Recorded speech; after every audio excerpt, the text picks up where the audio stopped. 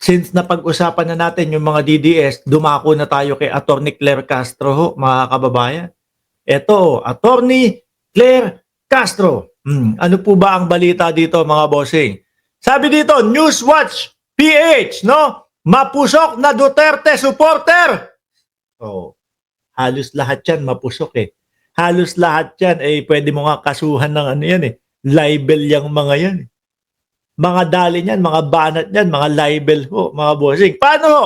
Eh mga nagtatago lang naman yan sa mga peking, mga accounts ho. Di ba hindi kagaya ni Shiro Kansaki o si Scheider, o di ba? Si Neng Gigi, nako, binago lang niyan ang picture niyan, pero ang ganda ng picture niya kahapon. Ewan ko kung ba't pinalitan. O di ba? Sabi dito, Palace Press Officer Claire Castro warns that the action and statement of some outspoken Duterte family member and supporters may negatively impact former President Rodrigo Duterte request for interim release from the International Criminal Court in the Netherlands. Eh kayo ba naman no, magpaulit-ulit na hindi naniniwala na tama ang proseso ng pagkaka-aresto kay dating Pangulong Duterte. Oh. Paano kayo papayagan yan? Kung paiba-iba yung mga sinasabi nyo. Eh, paano kung payagan? O, sa iisipin ng ICC, paano kung payagan namin tong si Duterte? No? Hinayaan namin na lumipat ng bansa. Paano kapag ka nandun na? Biglang yung mga sinabi niya dito o biglang yung mga sinabi ng mga supporter o mga kaanak niya na magiging maayos sila doon at hindi na magkukomit ng krimen. Hindi na magkukomit ng krimen. May pag-amin. Eh, bigla nilang hindi ginawa. Di ba? Sasabihin wala. Hindi namin susundin ang ICC. Bakit? Kinidnap lang naman kami niyan eh. O, di ba? Yung paulit-ulit ho nilang kidnap na yon mga bossing, lalo hong hindi papayagan niya mga yan. Tapos, idagdag mo pa yung hindi na uulit nagagawa ng krimen. Anak ng tinapa. Parang lalo mong ibinaon si Duterte doon. Yung pagsasalita nila o yung pagsulat nila ng ganon, mga kababayan, sasabihin ng ICC, paano pa namin ito papayagan? Ito, mas tumitibay at lumilinaw ang ebidensya na meron silang ginawang mga krimen nung panahon ng iniimbestigahan natin. Ba't ilalayo pa natin sa poder natin yan? Di ba? Dito na mag-stay yan. Kesa naman, kapag nilayo pa natin, mapasama pa, bigla pang sabihin ng bansa na kumupkup sa kanya, kakalas na kami sa ICC. Hindi na kami sasali sa ICC. O sige, ibalik nyo na sa amin si Duterte. Hindi na. Preso na namin ito no? Hindi na pwedeng ibalik dyan. Wala na kaming connection sa ICC. Paano na lang ganun? Di kawawa na naman po yung mga di umanong biktima. Di ba? Yung kakasigaw-sigaw nila ng kidnap, yan pa po ang makakahadlang para payagan po sa interim release ang dating Pangulong Duterte. Pag masama makatingin, DDS yan, parang alingaw-ngaw, sabi ni Alonlit TV. Eto po pakinggan ho natin si Attorney Claire Castro, mga kababayan. May pabasahin pa ba ako sa ilalim? Wala. Pakinggan ho natin si Attorney Claire Castro, mga kababayan. Ito yung mismong interview sa kanya. Nasaan ba yun?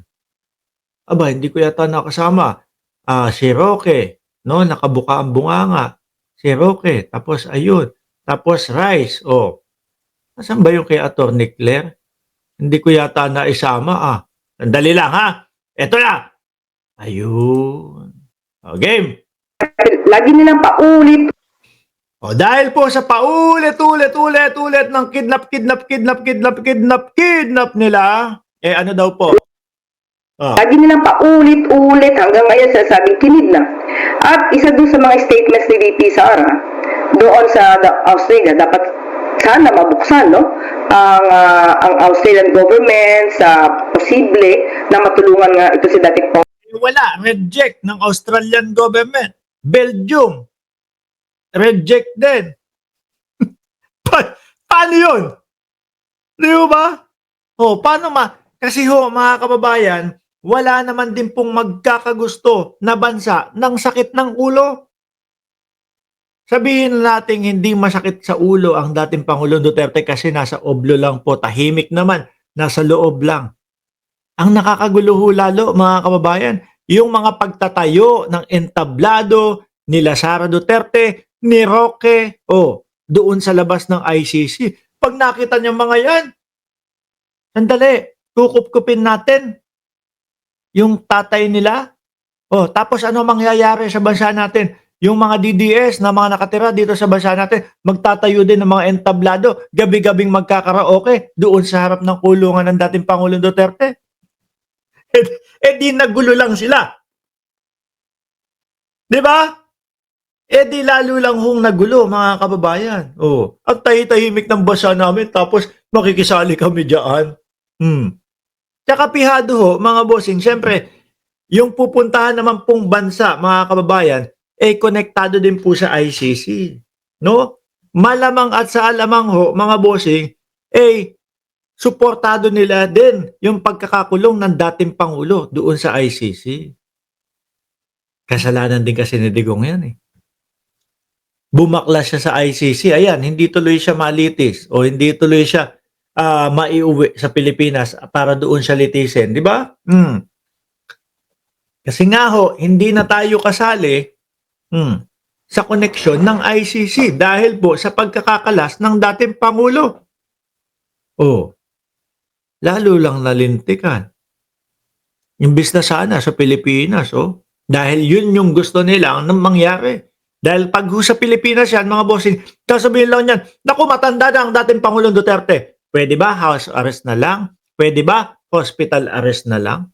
Ganyan lang ho ang ibabanat niyan. Sa Pilipinas mga kababayan, tayo po maawain po tayo di ba? Kaya gusto niya umuwi niyan. Kaya bakit daw hindi sa Pilipinas, mga bossing? Hindi. Hindi na tayo kasali sa ICC. Kaya mahirap na yung mga nire-request nila. Pangulong Duterte dahil nakakatanggap daw ng harassment itong si dating Pangulong Duterte. Sa ICC makakatanggap ng harassment? Kain, tulog, gala ang hindi, sorry. Kain, tulog lang pala, walang gala. No, hindi naman nakakalabas tuloy. Mula sa ICC. So yung mga ganun kasing salita, hindi sila napipigil, mas nakaka-create sila ng fear sa ibang tao na maaaring anong idudulot nito kung halimbawa mabibigyan ng temporary liberty to an interim release itong si dating Pangulong Duterte.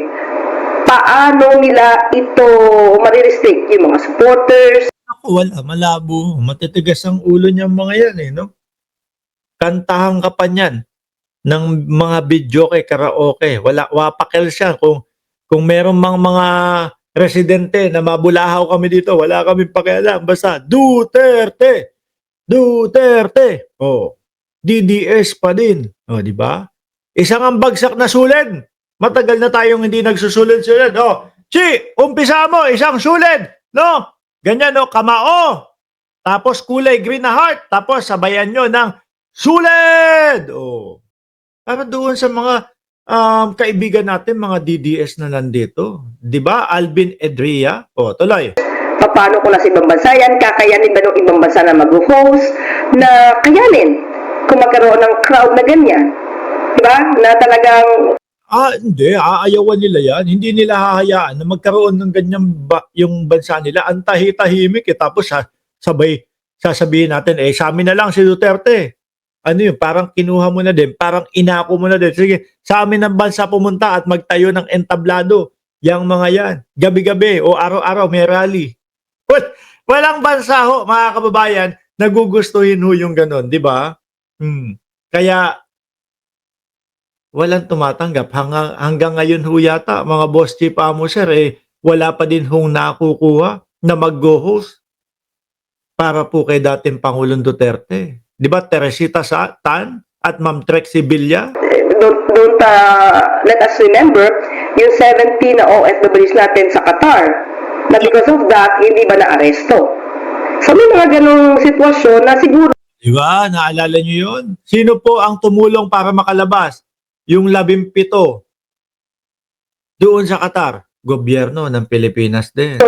yung pagiging mapusok no, ng mga DDS, mga supporters, Correct time mo na, ikaw naman, attorney, oh. Sabihin mo, uto-uto. Ganun na po.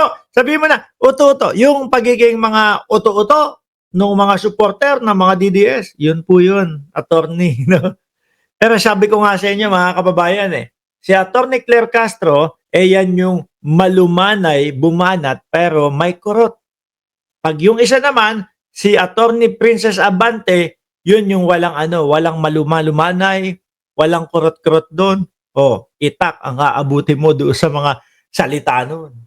Di ba mga kababayan? Yan po ang dalawa na talagang kinaiinisan nung mga DDS, mga bossing. Paano? Ang gusto nila, sila lang ang babanat. Ayaw nilang mareresbakan ho. Etong dalawa na ito, kapag kamali ang sinasabi mo, reresbakan kanyang mga yan.